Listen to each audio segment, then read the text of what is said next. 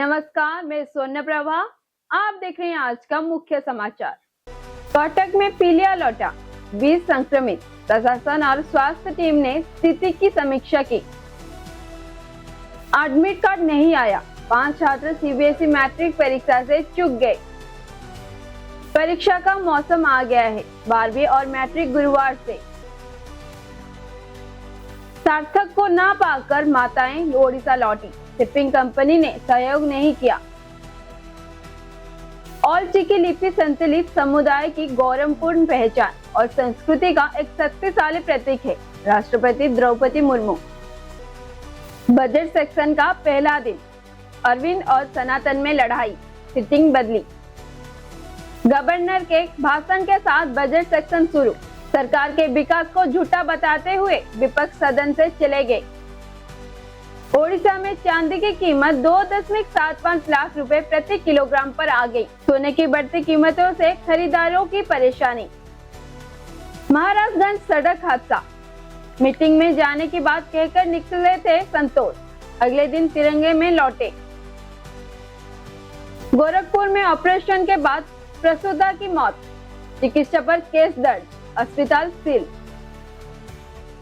मई तक पूरा होगा इंडो नेपाल बॉर्डर का परियोजना, सीमावर्ती जिलों को मिलेगी नई रफ्तार। विशाल में सड़क हादसे में 6 लोग घायल, पीएचसी में डॉक्टर नहीं होने पर परिजनों ने किया हंगामा। ओएसएससी ने एलटीआर मेरिट लिस्ट से जारी की, उम्मीदवारों ने विरोध वापस लिया।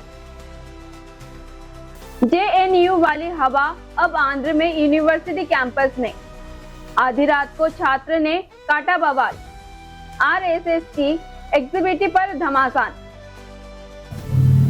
भारत के बाद अब यूएस की नजर इस आधुनिक देश पर, 550 अरब डॉलर की ट्रेड डील होगी फाइनल।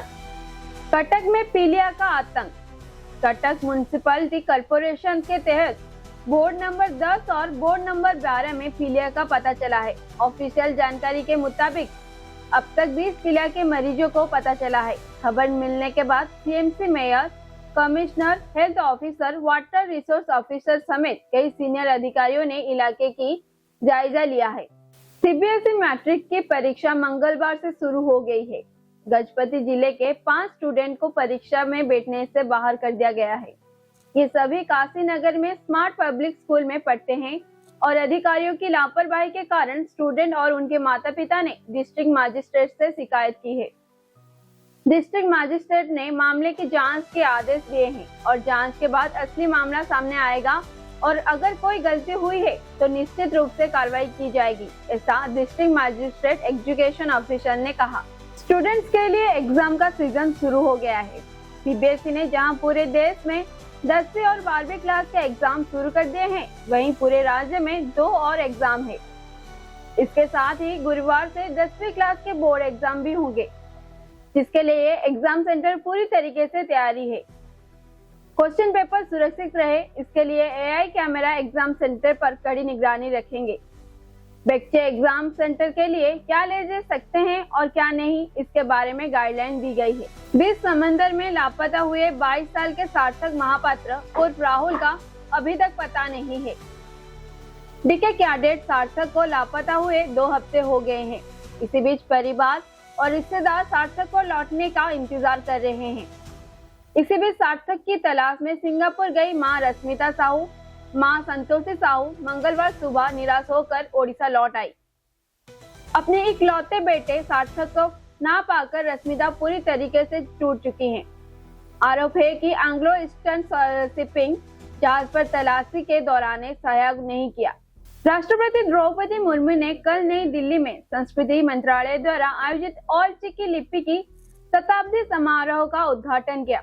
इस कार्यक्रम में राष्ट्रपति द्रौपदी मुर्मू ने यादगार टिकट और डाक टिकट जारी किए। इस मौके पर राष्ट्रपति ने कहा कि औलचिकी लिपि संथाली समुदाय की एक गौरवपूर्ण पहचान और संस्कृति का एक शक्तिशाली प्रतीक है।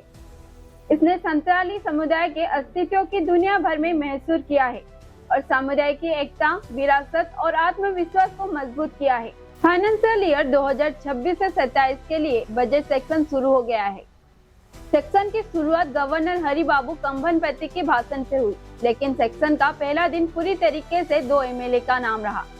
वो है पटकुरा एमएलए अरविंद महापात्रा जो बीजेडी से सस्पेंड है, और चंपो एमएलए सनातन महाकुंड, जहां दोनों के बैठने का अरेंजमेंट बदला गया। वही दिन भर दोनों एमएलए की रवैये पर चर्चा होती रही। फिर भी गवर्नर के भाषण से आज सरकार की डेवलपमेंट की जो अच्छी तस्वीर दिख रही थी वो फीकी पड़ गई। ओडिशा विधानसभा का बजट सेक्शन गवर्नर के भाषण के साथ शुरू हुआ।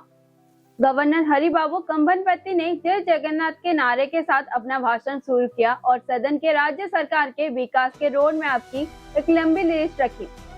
लेकिन विपक्षी सदस्य ने कहा कहते हुए सदस्य के बीच में चले गए और गवर्नर के भाषण में कुछ नया नहीं था। चांदी की कीमतों में गिरावट आई है और अभी इसका रेट 2.75 लाख रुपए प्रति किलोग्राम है।